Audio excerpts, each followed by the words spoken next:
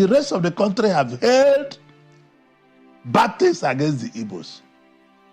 Forget people like us that you see us, you see the face of Nigeria.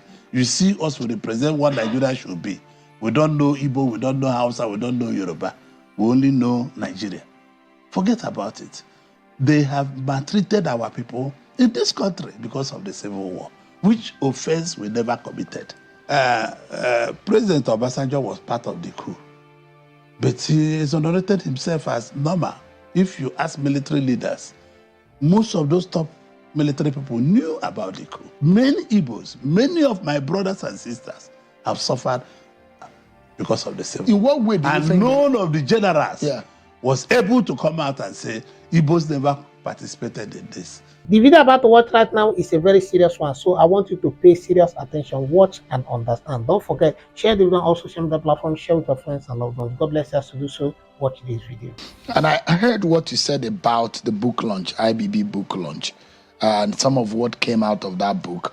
And of course, yesterday we had Senator Olusholaye Adeyeye, who was incidentally was the chief whip before you, was the chief whip in the 8th Senate. You were the chief whip in the 9th Senate. And he said a lot of things about the IBB era. And when he was in the House of Reps, the third time, you had your own issue with, Obasanjo third time, and you had your own issue with Obasanjo. And some of those things that Professor Adeyeye said about on this program, about the third time agenda and what went down. In the benefits of hindsight and reflecting on those years, you were governor, a second-term governor, when Obasanjo was also second-term president, and that time that it was rife, the agitation about the debate over the third time. What would you remember majorly at that period? Like what? Tell us. Like what? You are not asking any question. You are just talking to yourself. No, really? You are talking to yourself. I'm asking you a question, except you are dodging from answering. No, you have not asked me any question. I'm asking about the third time agenda. Oh, the third time. There was a reflection by Senator Adeyeye on this program about I didn't some of watch, the politics and how I didn't watch what Senator Adeyeye said. I can't comment on what Senator Adeyeye. On the Babangida's book, I think Nigerians are very unfair to Babangida. Really? Yes, because Babangida came out. When I said that the story is not complete, I wanted President Babangida to write more of the stories, because the story had not finished. Because it just looked that maybe Babangida is trying to tell you a story. No. There are more to the story. There are officers who ask Babangida, no, you cannot hand over to this man. There are people. This is why we needed. Nigerians are not very fair to Babangida. He came out on his own to say things that nobody ever said, that we could have respected people to say things he said. For example, what he said about the Igbos, that the military coup was not Igbo coup. And people have held the Igbos on ground for this particular sin, which they never committed. Major Kaduna Nzogu never spoke Igbo, although he's from Igbo land. He was born and bred up in Kaduna, and his name was Major Kaduna Nzogu. And he was just a forthright officer who wanted a new Nigeria, and with other people. Even people you think, let me be honest with you, President Obasanjo was part of the coup, but he exonerated himself as normal. If you ask military leaders, most of those top military people knew about the coup. He came from India, not he came from India. How will he have not known about the coup? And he came back to Nigeria from his school to back to Nigeria. So most of them knew. It was when few officers refused to do what they're supposed to do that it became a problem. Few officers didn't do what they're supposed to do. If they have gone ahead to execute the coup in Eastern Nigeria, execute it here and there'll be no problem. So some people either developed cold feet or found another strategy.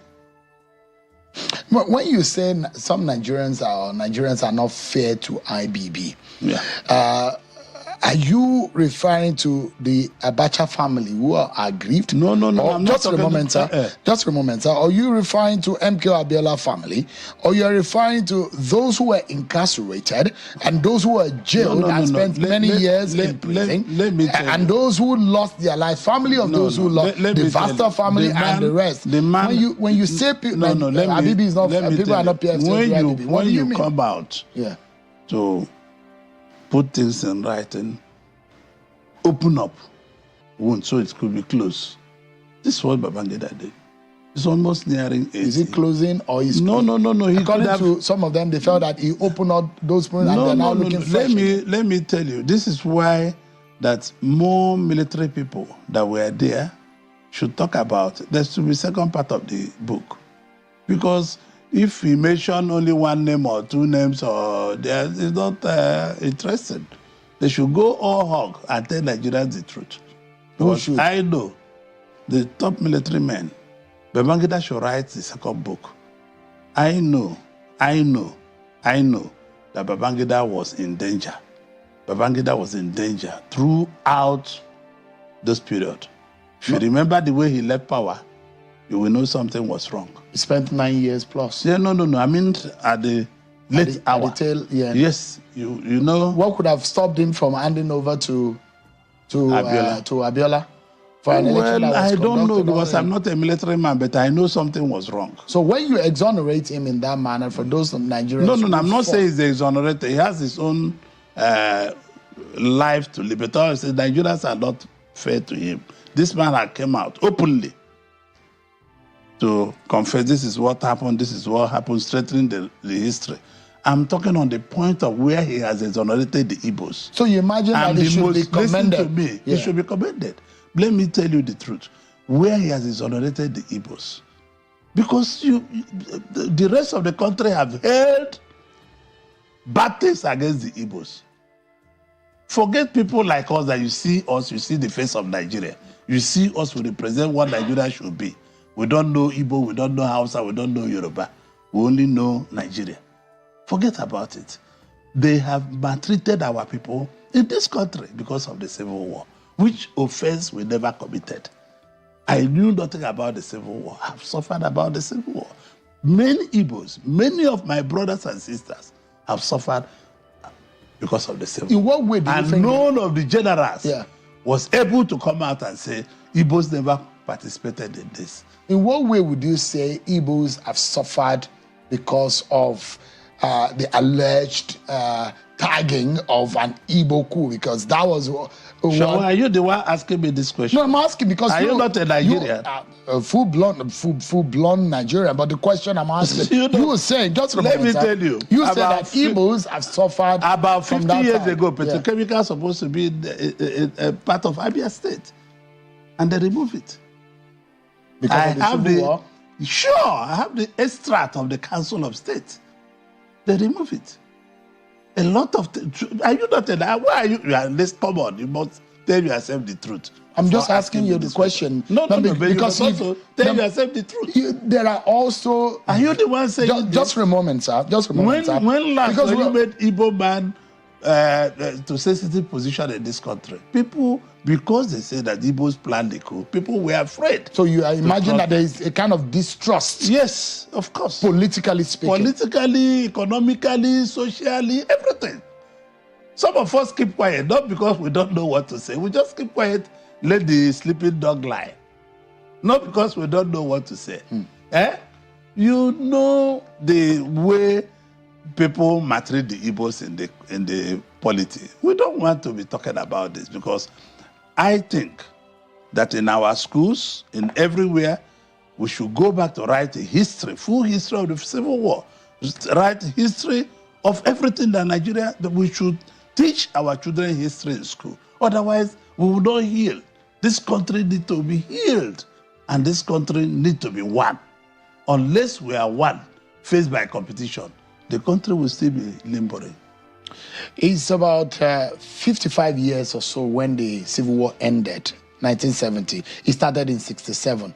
You are as old as Nigeria. You were born in the same year Nigeria Yes. got its independence. In all of these years, there is this feeling that, well, there is marginalization of the Igbo man, and politically speaking, he's been sidelined. And perhaps there are those who are asking for a creation of state. But if the wrongs are to be corrected, in what ways? And you are a major voice in the national. You are playing the federal politics now. You are in the ruling party. Yes. The president is your friend. Yes. You were in the same class of governors of 1999 and 2023, 2003. But I'm asking you, I mean, there is a reason why I'm asking the question. Because if you are speaking to President Tinubu, for example, you can remind him of being in the same class, of being a governor in the first instance. So there is a sense of, there is a connection. Being a governor is not, he's my personal friend. So, so it's not about government. I've known him before we became governor. So, but we're very close. If you know somebody on a certain level, you should be able to relate with them. Yes. And the question I'm asking is that if there are things that you think has made the Igbo man being relegated or marginalized, in what way do you think this can be corrected? You are playing national I have already now. spoken to President Tinubu, and this is not what I will tell you openly. He knows. I'll discuss it with him. After the IBB book, autobiography? Yes. So he knows. He knows. So it's not. Does it include that there should be a sixth Southeast state? Of course, Anioma state should be created. The sixth Southeast state is the only state that will be viable to be created in the Southeast. Anioma are Igbos, and they never said they are not Igbos. The sixth Southeastern state should be created, and they had to go to Anioma with some other states in Onitsha and everywhere. They become a state. Delta rivers? Yes. But not rivers, but Delta mostly. There are some rivers, there are some Igbos who identify as Igbos also in No, you Delta cannot state. just go to jump somewhere, go to the other place. You first do this side, and possibly. So there should be an Anioma state. There should be an Anioma state. To be forthright, there should be an Anioma state. Is that part of what you discussed with President Tinubu? No, but there shall be an Anioma state. What are those things you discussed? I cannot tell you. It's personal. Okay, it's a personal issue. Yes. So no, I won't pry into that. You don't. But can you? Of course, I mean, I'm not asking you to discuss whatever it is that is personal between you and the president. But what are those things? The president is committed to bring justice to all Nigerians, not to some Nigerians. Did he accede to your request? No, you cannot tell me yes or no. But I'm telling you, the president is committed of bringing justice to all Nigerians. They want to address issues that affect every facet of this country. He's committed. Is it one of the reasons why there are those in the Southwest who thought that perhaps the reason why Peter Obi should be president, for example, to give the Igbos a place? No, I'm not going to discuss. Politically speaking, I'm not going to discuss that with you. No, you are discussing. Because, you are speaking for the Igbo nation tonight. Listen to me. I'm not going to discuss anything about Igbo president or Igbo this. You're not a very shy person. No, why are you shy tonight? No, I'm not shy. I cannot. But I'm telling you are afraid that I'm not going to discuss issues that are not supposed to be discussed. You told me before in an interview that there's a need for an Igbo presidency. And I still tell you there's a need for it. Up to today? Yes. So Igbos must present an acceptable candidate by all Nigerians. No one zone can make a president. No one. President Tinubu was not elected by Yorubas. He was elected by all Nigerians. When do you think the Igbo presidency is ripe? Well, in our party, we have only one presidential candidate now. And Tinubu has to do 8 years. And is that a must? It's not a must, but Nigerian people, you can see the rebased economy is coming down. You can see things are starting to trickle in.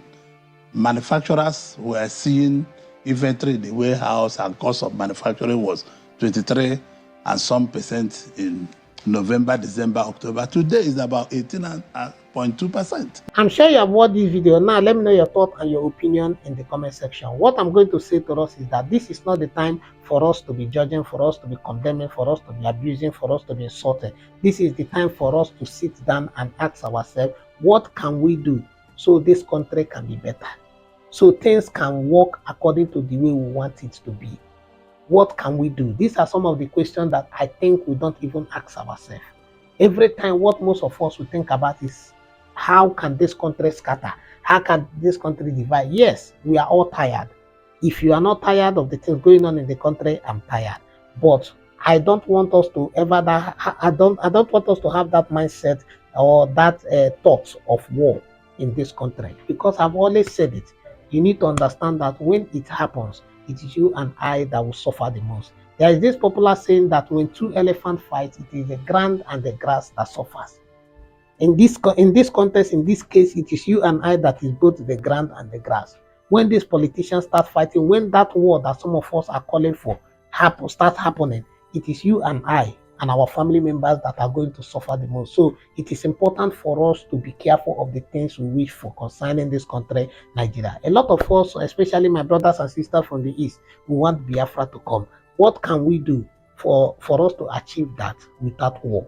These are the questions we need to ask, because listen, war is not an option at all. Don't pray for that. Don't pray for war.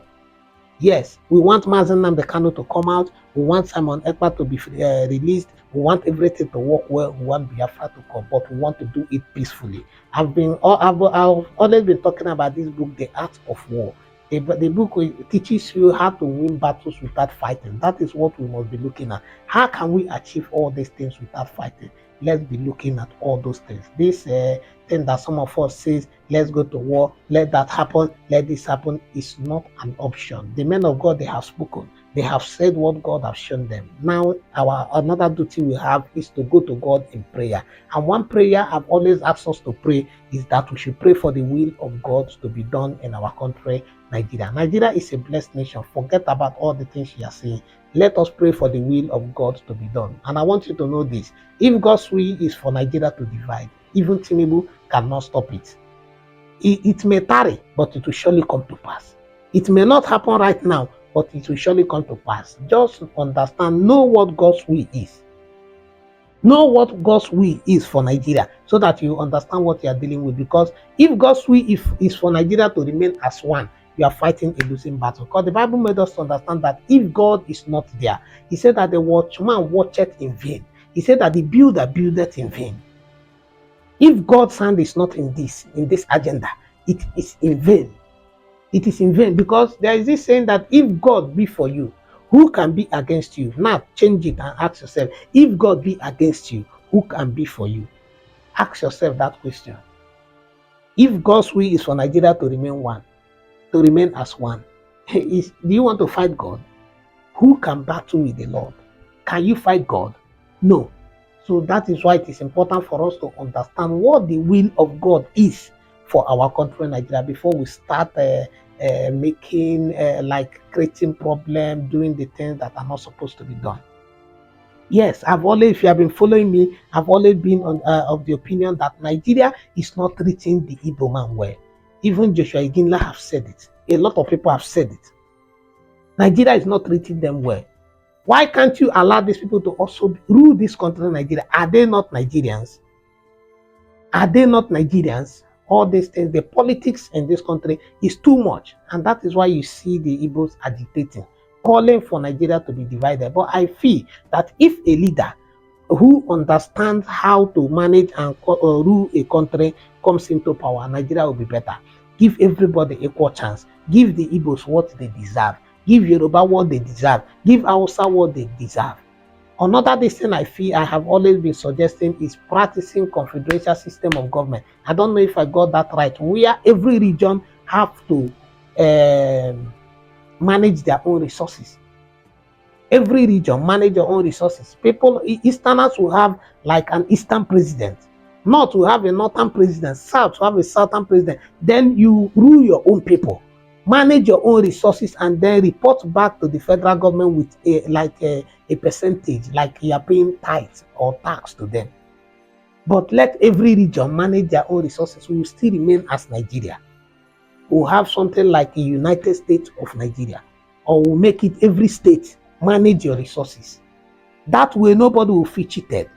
You will not say you are taking my money from the state and go and develop another person's state, because that is practically what is happening in this country. Niger Delta, Rivers State, they produce at least 70% of the Nigeria oil, if I'm not mistaken. But look at Rivers State, look at Niger Delta. Where is the development?